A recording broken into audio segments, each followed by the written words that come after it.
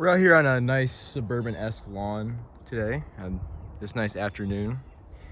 Now normally is the time when I water plants, but I also thought it would be nice to shoot a video at the same time, because there's plenty of stuff to teach, all sorts of plants.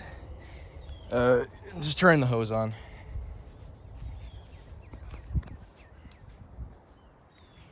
Of course, like the flowers that grow next to it grow onto the lawn, so then I have to watch out for bees, which is great. But there we go. This water gets really hot though.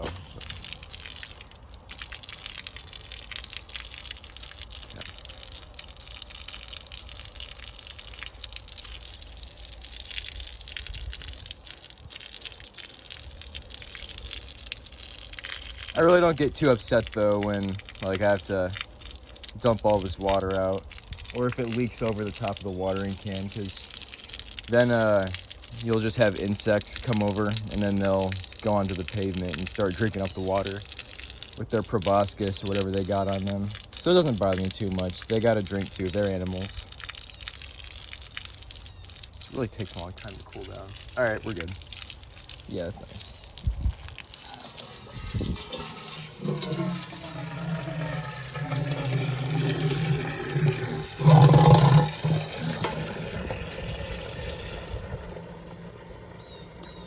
Yeah, these are just what we're gonna be dealing with today. These guys right here. There's a bunch of pine trees that line the, oh boy, it's a red-tailed hawk up there. Nice. Oh, there it is, look at that. Kind of hard to see. There, yeah. Yeah, that's definitely red-tailed hawk. Those things are huge. But yeah, we got all the pine trees out here. I'm gonna do a video on those later on because there's just so many different species. And it'd probably act as a nice guide, that video. It'd probably just be me pointing out what the cones and the needles look like and how they're distributed on the plant and the branches. But regardless, we're gonna leave that for another day.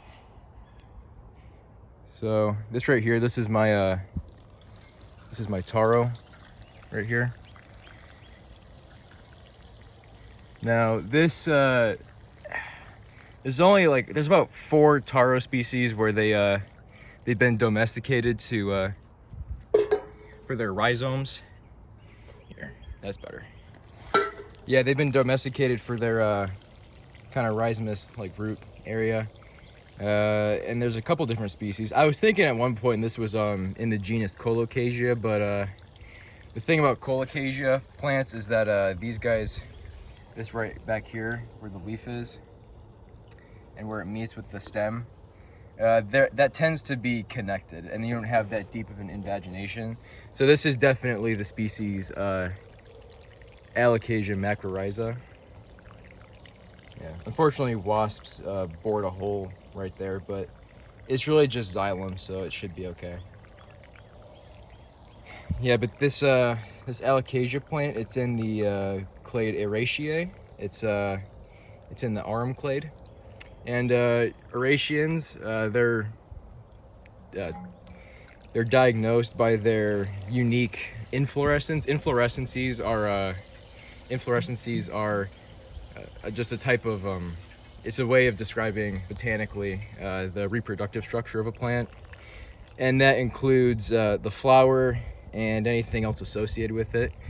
So these guys, of course, I guess we're like a day late and a dollar short. We can't really see them blooming, but they have a unique inflorescence called a spadix, and the spadix has a modified leaf by the flower. Those are referred to as bracts, but the bract that's on a spadix is called a spathe, and it kind of goes over the flower and the stalk has the flowers on it, and it kind of goes over it like a hood. Now Araceans, like these guys, Araceans have been around for about 115 million years. They have a pretty nice fossil record. There's even some leaves that look just like this one. I think they're in the genus Colocasia though, that have been fossilized in lake beds. Gotta make sure the water doesn't run over. Yeah, but racines are really interesting. Like some of them are thermogenic, and thermogenic means they make heat. And around where I live, if you see a plant that's growing out of a melted hole in the snow, that's probably an Aracean called the skunk cabbage. And skunk cabbages, they kind of start growing very early in the winter, and because they're thermogenic, they can make enough heat to melt the hole through the snow. And some Aracean flowers can actually get to be like 45 degrees Celsius, which is over 100 degrees Fahrenheit, because of how much heat they can make. But I'm actually going to zoom out because these are really nice looking, and it's tall too. This one's the shorter one that I have right here. Yeah, Araceans, I really like them. There's quite a few of them that smell like rotting corpses along with being hot, which is strange, but I guess that attracts flies that pollinate them. But interestingly enough, according to molecular evidence, duckweeds, which are these little, they kind of look like pond scum, but they actually have little leaves on them, and they're obviously like a flowering plant of some sort. Those are actually in the same family, which is odd. They're aquatic and they kind of look like tiny little lily pads, but again, still in the Araceae family, the Arum clade. But this over here, this is my banana right here. I gotta water him too. So there's like a bunch of banana species, which means that like I'm not gonna try to tell you what species this belongs to. I know they belong to one genus. I just can't remember it off the top of my head. You know, 10 out of 10 educational content here. I don't know half the stuff I'm looking at, but still. Very nice. Right there, you can see that kind of tapery part right there. That's just, that's pretty much a drip point because these guys live in tropical areas. Even though this isn't tropical at all, we got these and put them here for decoration. But they have these little bits right here. They're drip points, so excess amounts of rain can just slide off the front of it.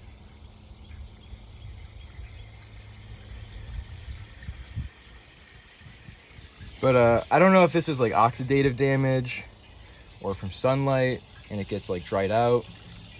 But I'm probably gonna have to trim some of these.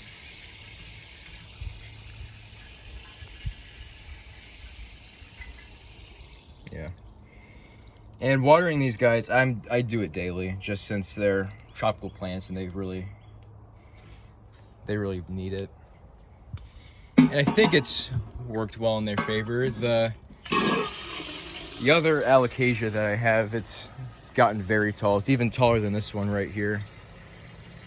And they both are growing exceptionally well. And there's even these new waxy looking new plants right in here. And then this one's new enough to where it doesn't have that like cleavage right here, but it's going to get it soon. And then another leaf is going to grow out of there. So that'll be really fun. And this one really needs the new growth because like there were parts that rotted away, unfortunately.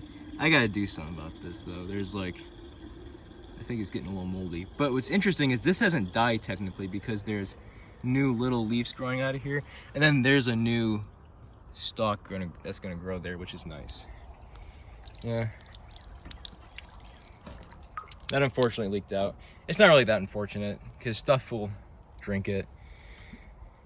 There are insects around here, they're thirsty, so I don't really get too upset if anything spills over, which is nice. Here's the other one. You can see how the leaves grow out. They grow out in the middle. You can see in there. And what's nice is they have a really pretty reddish, even though it's not like a deciduous tree leaf that turns red in the fall. Yeah, look at that. It's hard to get it all in frame. It's really pretty. Look at that. Nice.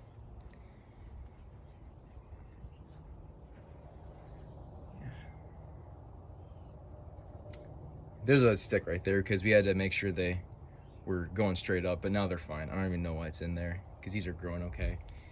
That's a really thick trunk, look at this. And that goes all the way around, so that thing is huge. But anyway, this is my only other banana plant. And I really doubt I'm not really gonna go for growing fruit, especially since I don't really live in a favorable location for these guys. And even then, I'm cutting the side parts of it where these leaves are off just to make it prevent it from growing into a tree-like structure. Banana plants, they actually aren't trees. They're technically a gigantic herb because they never form any woody structures. Really, their trunks are just made out of the giant bases of their leaves, which you can see right here. That contributes to them being so thick. And these leaves are pretty huge. That actually, people that do live around these, I guess they use these banana leaves as platters for food that they serve, which is kind of fun. But regardless, they're very pretty, and probably lots of animals can get some shade in there, which is cool. I don't exactly remember what clades these banana plants are a member of. The Alocasia over there, that's actually a monocot like grass. It's embryonic leaves. It only grows out one instead of two, like a dicotyledon. But yeah. And Alocasia and Colocasia, they're in the Elismatales clade. But really, the only important one would be the Arum clade, Araceae. I mean, that's how you're gonna classify it anyway. Because if you go out in the wild or whatever and you see it with a spadix, you know what you're looking at. Yeah, see, look at that. Oh, it flew away. There was a wasp over there and trying to get some water, which is nice. If it can drink, it could use the water.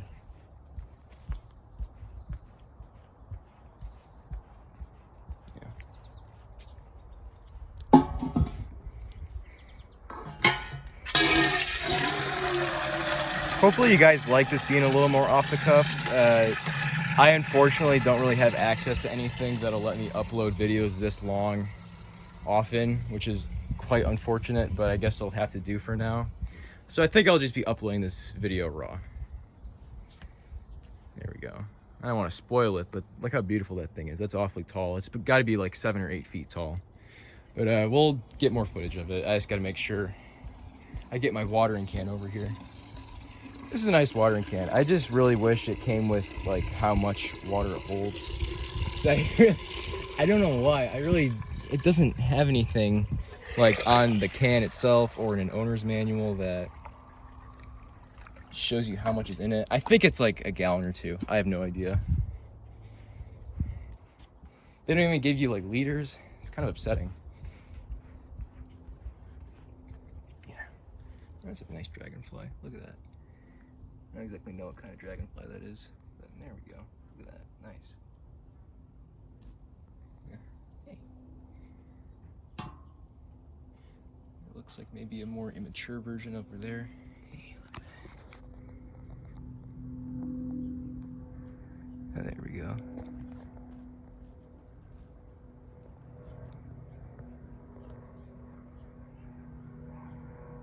No, too bad it won't focus. Maybe bring it back a little bit. Oh, that's nice. Look at that. Pretty. I'll see if I can figure out what kind of dragonfly that is. I'll be putting oopsies. I'll be putting some taxonomic information about these animals and plants in the description of the video. So if you guys want to do more research on it, because I definitely don't know about this as much as I should, you can. And while we're here, this is obviously a home for some very interesting animals. I'll talk about them as soon as I'm done watering. But you can see this is a beautiful Alocasia right here. Gigantic, look at that. It's got to be like about 8 feet tall. Like it wouldn't fit in my room because of how tall it is. I really don't know what I'm gonna do in the winter because we have a 6 foot tall greenhouse, but I can't stand up straight in that greenhouse. So we're gonna have to find a way to maybe cut this thing down a little bit, or maybe take some roots and then put them in another pot, because I don't know. It's gotten awfully big, which, you know, makes sense. These things are gigantic. They can grow like 6 feet in a single growing season. They might honestly be my favorite Aracean. My favorite Arum.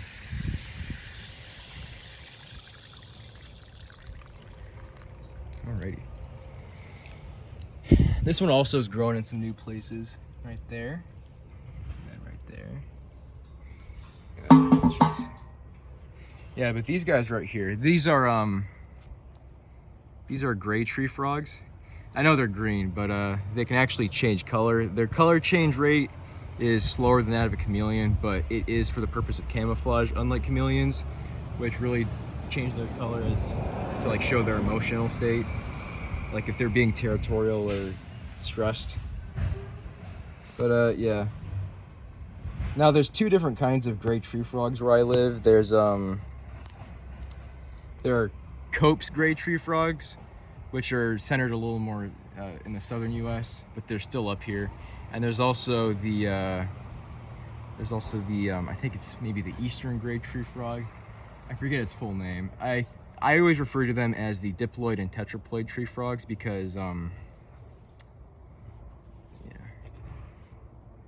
the tetraploid gray tree frogs, those have for some reason doubled their chromosomes, so instead of being diploid, they're technically tetraploid, and they evolved that from their ancestors, which were much more like the Cope's gray tree frog, which are diploid. They're the diploid gray tree frog. So these could be either diploid or tetraploid. The only way you can really tell is by differences in their mating call, or by literally taking their cells under a microscope and hopefully getting them in mitosis when you can see their chromosomes condensed and doing a karyotype of them. But I obviously can't do that, and I don't have the time for it either, unfortunately.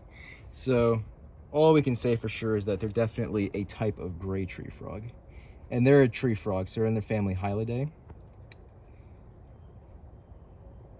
I think they're in the genus, I think it's like Dryophytes or something, Dendrophytes maybe. Geez, yeah, I don't know. That's the quality of the educational content you're getting. Regardless, though, I'll be putting their scientific names in the description. And they're obviously just resting on these guys, getting some warmth. I'm glad these are of some use to some of the animals around here, and they're animals that are nice. At night, they come up on these sconces over here. There's actually another one over there with you. Whoopsies, my finger. There's actually another one right there. But they come on these sconces at night when the lights turn on, the bugs, and they eat the bugs, which is nice. There's also something interesting up on here. Yeah, a nice little bug up here. Look at that. Maybe get a back view of it. The glare isn't horrible. It's a little hard to tell. You can see him moving. Nice. I'm thinking that's a hemipteran of some sort, a true bug. Because by the looks of it, I'm really only looking at my phone because that's the only way I can see it right now. But yeah. I think it's a hemipteran because I think there's underneath that head, there's a proboscis that can't be retracted, which is characteristic of hemipterans. But yeah. Very nice regardless. Oh no. There's a frog over there. See if you can get him. Yeah, it's a very pretty Alocasia. I'll get a better shot right here. Yeah, look at that. That's a very nice looking Alocasia. Very tall. Like I can get up here and I have to look up at it. And these animals are using it like a playground for them. Oh yeah, look at that. You can see its proboscis right there. It's pulling it out. Very nice. I gotta figure out what kind of bug that is. I think it's like a soldier bug or something like that. I don't exactly remember the names. I think a frog came over here. I almost stepped on him because he was hiding so well, but he jumped away. Yeah, whatever. I gotta water again. So I water the two Alocasias. I water the two bananas. There's some hanging baskets that I water as well. And there's some short, kind of shrubby coniferous plants that I water too. And I will be watering the lime today. I'll go over there in a minute.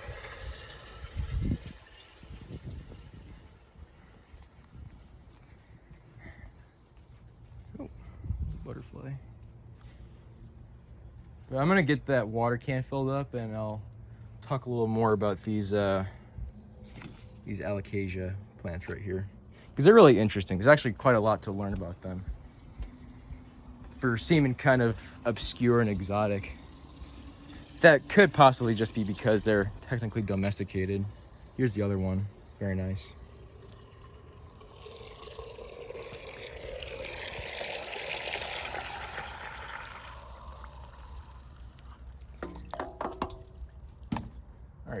yeah, so the interesting thing about these, the taro plants, the Colocasia and Alocasia plants, I don't think this is true of any other Araceans. I could be wrong, but cool thing about these guys right here, maybe I can find a stem that's cut. That one's rotten, that doesn't count. Oh, here we go. So the cut stems on these, it's a lot more obvious, but the throughout the entire plant, as a sort of defense mechanism, I guess, these plants have these crystals made of calcium oxalate, and they also have some proteases, which are enzymes that break down proteins, which potentially could have something to do with it. We don't know for sure, but definitely the calcium oxalate crystals, which are called rhaphides. And if rhaphides and the plant that goes with them, if these guys, like if their leaves or stems are consumed or put in the mouth, it causes severe burning, and I think it's called dysphagia, which is trouble swallowing. And what's really funny about that is I learned about them being basically toxic and like super painful for your mouth. I learned about that before I heard about it. So what happened was, I think it was last year, I was trimming these, and I'm the kind of person that likes taking all the groceries into the house in one trip, so I like got as many of these plant stems that weren't doing so well as possible, and I put one in my mouth, and it was instantaneous like discomfort and pain. And the scary thing about it was that it lingered for a couple days, despite the fact that I never swallowed anything that had to do with this plant. I literally held it in my mouth, took it back out, and my mouth hurt for a couple days. It was terrible. Like my throat hurt too. I had trouble swallowing. I didn't really tell anyone about it. Don't worry about that. But yeah, keep this stuff out of your mouth. I know the rhizome is edible, but you have to like cook it, and you have to cook it with like an acidic fruit like lime. And even then, like, just go to the grocery store. Like, I don't know what to tell you. But yeah. And the thing is, there's not really too much experimentation on these guys and their toxicity, since there's lots of variability with how toxic they are. Wish I knew that when I needed to know it. It's unfortunate. But yeah, pretty interesting. It's a nice Arum plant.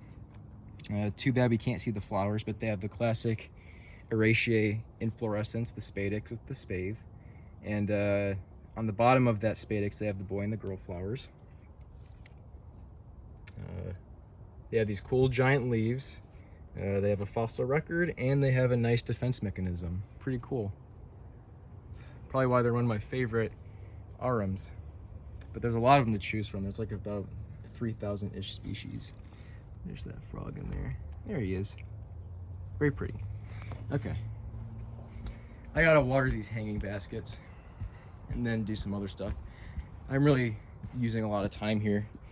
This was lasting way longer than I thought it would, but that's just because I'm talking. And hopefully it's good talking. Hopefully people are learning. Now this is a little scary right here because it's raised up pretty high, and I don't trust myself to like not drop this. So I wonder if I could maybe rig this nicely.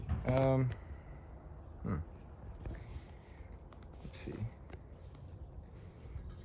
Let's see if I can do this. Oh, that might be the move. That's not the move. Okay, that's bad. All right. I wonder if I could rig this up and make it nice. Let's see. I could actually just hang you right here, maybe. No, you're gonna fall. Okay. Let's maybe get a nice scenic bit of footage while I'm watering with the required 2 hands. Here's a good place, maybe. There you go. Yeah, we're gonna have to leave you there for now, unfortunately. Hopefully you can see something interesting. But that won't be long, I promise.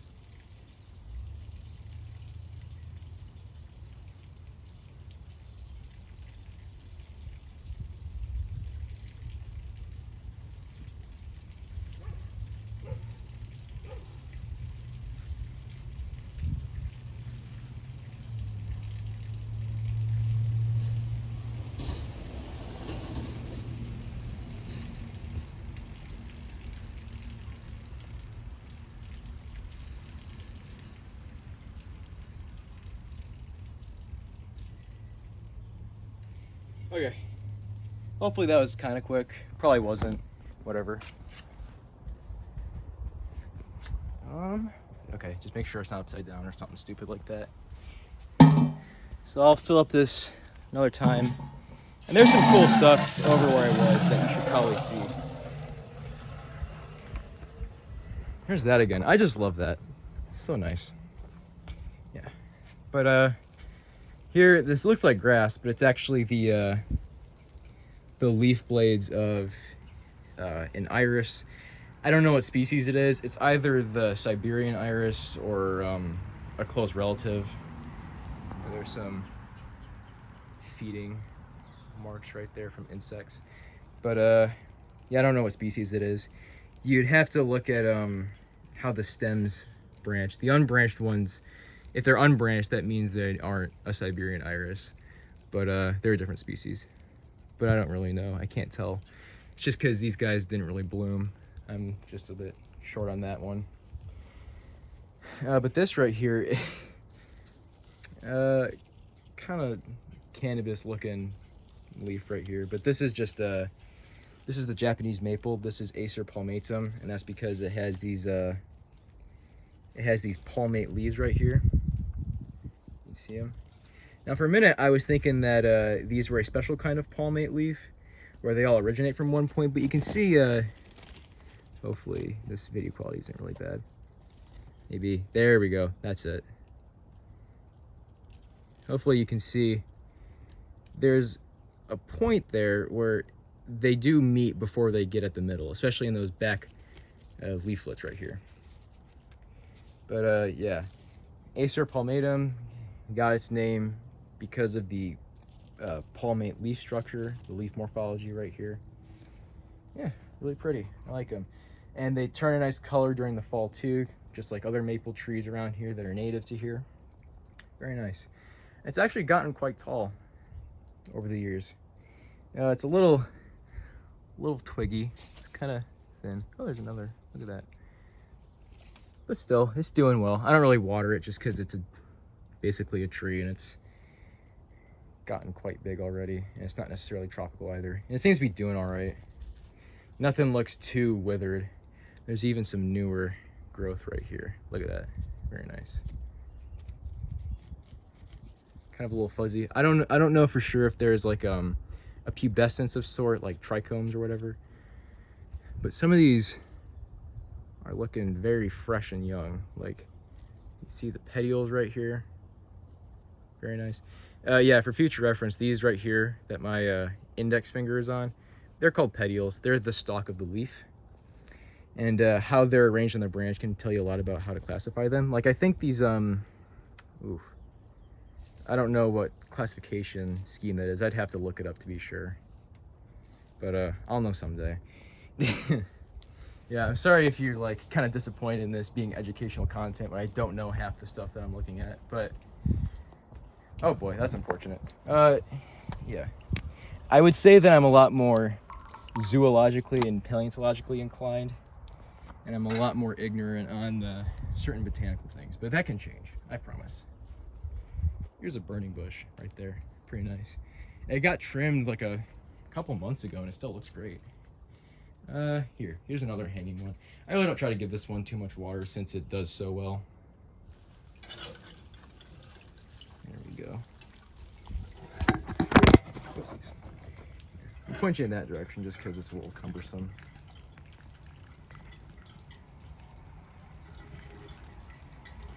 Get some nice scenic views over there.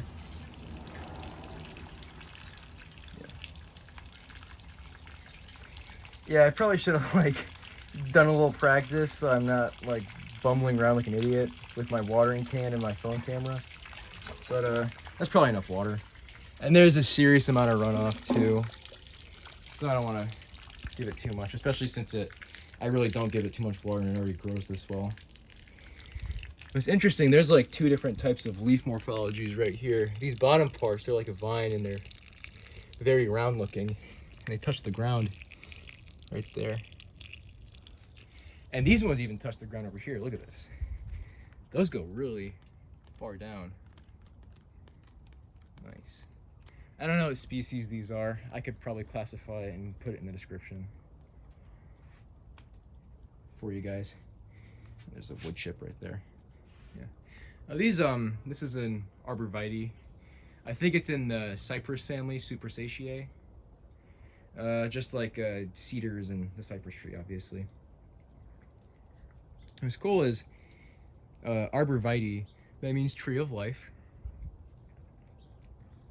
And it kind of reminds me of the phylogenetic tree of life, the tree that tells scientists how closely related certain organisms are to each other, including ourselves. Because, and the reason why I think that the arborvitae is a good representative for what a tree of life should look like is there are so many little side branches here. There's a bunch of them, which makes sense. It's kind of like the real phylogenetic tree of life, where there's millions of species that are all related to each other somehow, and they branch off each other eventually.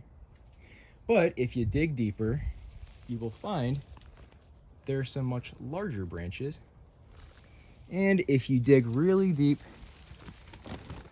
and really get observative, you can find that there is a main central branch. A couple, actually. And they all meet at the bottom. Just like the hypothetical phylogenetic tree of life. I kind of like that. It's nice symbolism. Really pretty. Okay. Time to see the lime. I like the lime plant. It's really nice. The limes themselves, they grow kind of in the middle of where the flower would be, or what we would call the flower. And it's right over there. There's another arborvitae right there. But we'll get some close-ups on the lime in a minute.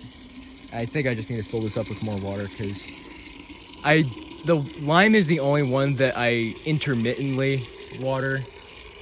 I water it every other day. Unless it rains, and then I skip another day. Because if the sky is going to give you water, don't want to take that for granted. There we go. Look at that. Some of the leaves are a bit funky looking. Probably just oxidative damage or sunlight or something like that. Maybe insects eating it or a fungus of some sort. But some of these are nice and fresh and they look amazing. Look at that. And in case you didn't know, oh, look at that. You can see there's already woody parts right here on these fairly terminal parts of the branch. And there's a woody trunk right there, obviously. But if you didn't know, lime plants actually have thorns. And this is another botany thing that I learned before I heard about it. I reached for something by the lime tree and I poked myself and it hurt really bad because it's a thorn. But some of these thorns, they get awfully large. Here, look at that. Like, that's pretty big. And then you can get some nice pics right there. Very nice. Yeah.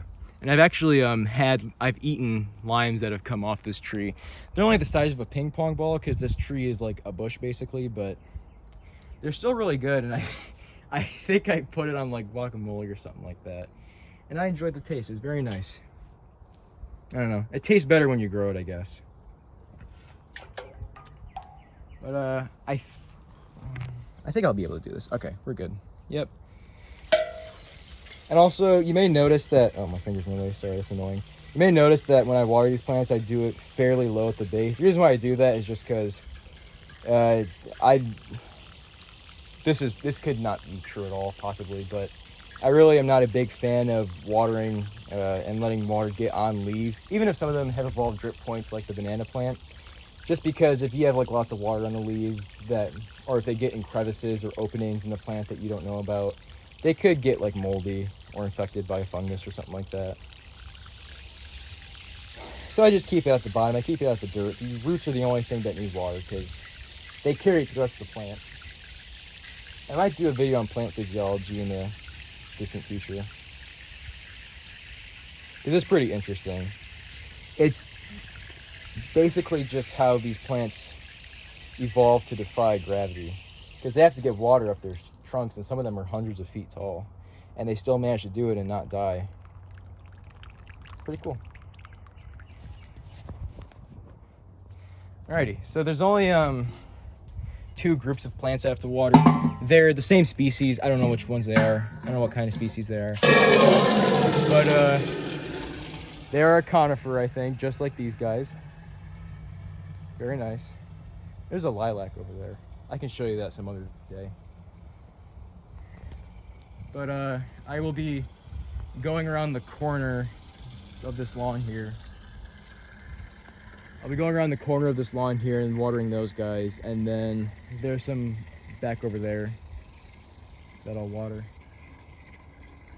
But hopefully you guys have learned a little bit. It's pretty off the cuff and there isn't much educational content here, obviously, but I think it'll suffice.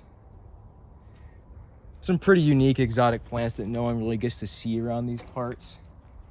So I think that's a good opportunity to teach, and then hopefully you consider it a good opportunity to learn. Ooh, what do we have here?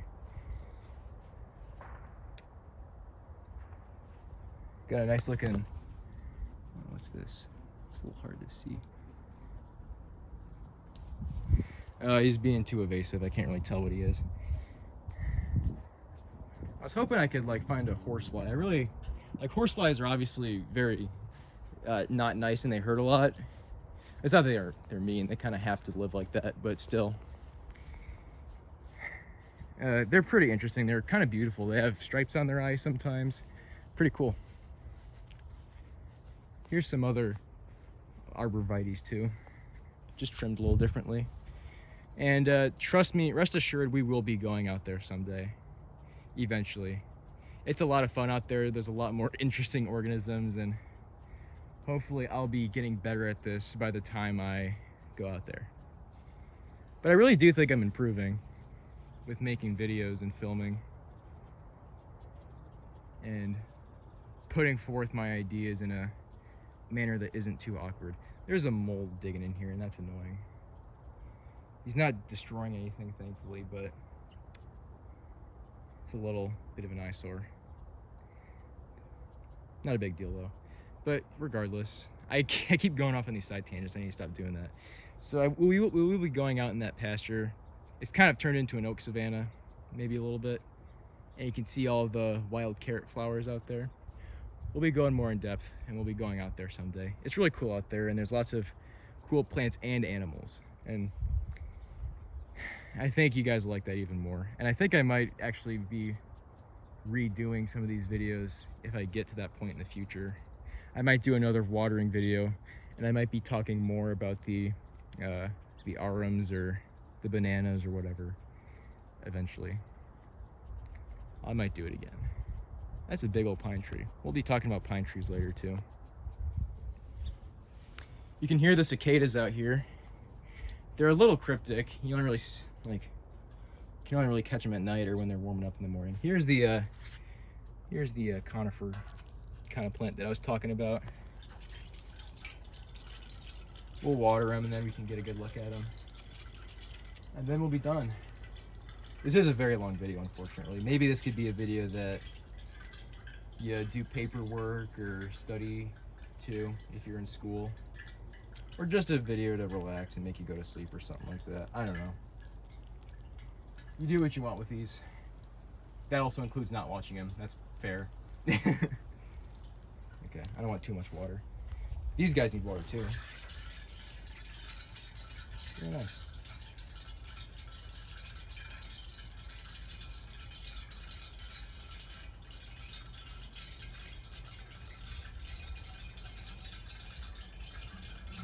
Okay. You definitely need water. You're awfully small. I should probably be a little more careful. I'm not the best at dividing water into thirds, but I think I'm working on it. I'm doing okay. I am glad though that we saw some other organisms that weren't necessarily part of the garden that came in to say hi, I guess. Oh, there's sandhill cranes out there. They're way out there. I don't know if you can see them. Oopsies. My finger keeps getting in the way. That's kind of annoying. I'm sorry. Yeah. You can see some blobs moving in the distance. They're pretty cool. We can talk more about them when we find them and get up close to them out in that field. We'll be doing that, I swear. Here's a nice crabapple tree. You can see the berries. They aren't the ripest. And of course, since because everyone's a kid, I definitely attempted to snack on these berries. They're pretty bitter and nasty. I feel like Satan spit in my mouth. It's pretty gross. I don't like it. But really nice. It's been here for quite a long time. And the flowers, when they blossom in the spring, they're really beautiful. Maybe I could show you that, because there's always next year. If I ever miss out on anything blooming, I don't really get too worried, because it happens every single year. That's how the plants are. And then I can hopefully time myself a little better and go out and find them and teach you guys about them. But yeah, it's pretty nice. Sometimes you'll see bugs and interesting birds in here. And because there's berries, that's a very unique food source that certain animals take a liking to, and that might be the only thing they eat. For example, I remember a couple days ago, I didn't film it because that actually was a point where I wasn't filming YouTube videos. I actually saw a bird called a cedar waxwing. It's really interesting. I will put its classification and stuff in the description. But hopefully we'll find one and get it on film someday, because they're really pretty. They're called waxwings because their wing and I think tail tips too, they have like a red tip on them that kind of looks like sealing wax, like you see on bottles of whiskey and stuff like that. And they're these berry-eating birds. They kind of look like cardinals, but they're brown. And it was a cedar waxwing. Cedar waxwings have have white bars on the medial sides of their wings, the sides of their wings that when they're folded, they're the closest to the back. And there's a tent worm nest up there. I tried trimming all the tent worm nests off of this thing, but some of them I just couldn't reach. Yeah, I don't want to talk too much about the crabapple, because I'll probably indulge in talking about this guy a lot more later in another video, because I think I'll be making more watering videos, just being out here in the yard and the lawn, checking out these guys. And this is just the lilac. Yeah. But I'll be going more in depth about those guys in a future video, because hopefully the way this video is going, it's going very well. It's just I definitely want to make improved versions of this, even talking about the same things, maybe more in depth or in a less awkward manner, for lack of a better term. We only have one more thing to water, and then we'll be all done. And this is the time where I normally go and turn the hose off. I have to do like acrobatics over all the bees that are getting nectar out of the flowers over here. This is really pretty too. I like that. That's a nice shot. Anyway, the hose that I have, it's like a stretchy, like extendable one, which means that there ends up being a lot of water left in here. And what I normally do, I normally just take the hose out and put it in the grass. And you can see there's some spots where I tend to just put it more. But the thing is, grass, I know to less than an extreme extent, but at least some of them are kind of like cacti. They really don't need that much water. But they obviously need it to some extent, but it's really, they don't need it too much. I always try to give them a little bit. Okay. Yeah. There's also magnolias and also daylilies that I can show in another video. Here's a quick little, oh yeah, and here's their little fruit thingies. I don't know what they're called specifically. I'll have to do some research on that. But yeah, we'll make our way up across the old asphalt. It's very hot. Sometimes there are bugs basking on it. But yeah. So this little pile of dirt right here, this is where the big magnolia grows, and where these little, oh wait, these are definitely a different species. Yeah, there's two species of these bushy conifers. The ones that I had back at behind the house, those have much pokier looking needles, and they're a lot bushier. These ones kind of creep across the ground. You can see where they've tried to reach out. There's a harvest bin right there. I want to get water on my phone. Probably a bad shot. Oh, there it is. There you are. There it is. There it's going. Okay, cool. Here's a better example of this plant creeping. It goes all the way this way, and it even goes all the way this way. But I think you guys will really like me talking about magnolias. They're really interesting. They got an extensive fossil record, and their inflorescence are really beautiful. Inflorescences are really beautiful, I should say. And they even are kind of furry looking in some cases. Some parts of them are pretty furry. But there must be plenty of harvestmen crawling around on this dirt pile over here. But anyway, this was just this was the first kind of maybe a little too suburban, not natural enough watering video talking about all the plants around here. They're really beautiful. I like them a lot. I enjoy talking about them and teaching you guys about them. And hopefully I'll do it more and I'll do it better in the future. So thank you.